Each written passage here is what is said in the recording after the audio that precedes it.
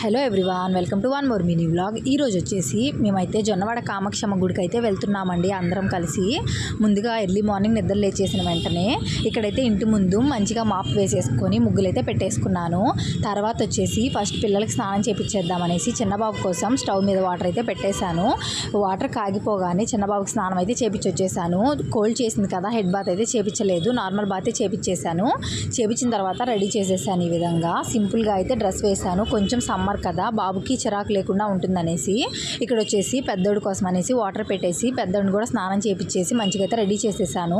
తర్వాత ఏమో నేను కూడా వాటర్ పెట్టుకొని హెడ్ బాత్ అయితే చేసి వచ్చేసాను. ఇంకా స్నానం చేసి రాగానే చిన్నబాబు అయితే ఏడుస్తున్నాడు ఎత్తుకోమనేసి, అందుకోసం ఒకసారి అయితే ఇలా ఎత్తుకొని మా తర్వాత అత్తమ్మ చేతికి అయితే ఇచ్చేసాను. ఇక్కడేమో పూజ ఐటమ్స్ అన్నీ కూడా క్లీన్ చేసేసుకొని వచ్చేసానండి.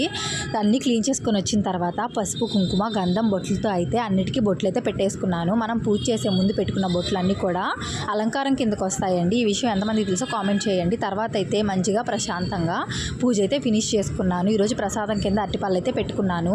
ఇంట్లో పూజ చేసుకునే దానికంటే ముందు నేను గుమ్మాన్ని అయితే పూజించుకుంటాను కదా. నా వ్లాగ్స్ చూసే వాళ్ళకైతే డైలీ అందరికైతే తెలుసు కదండి.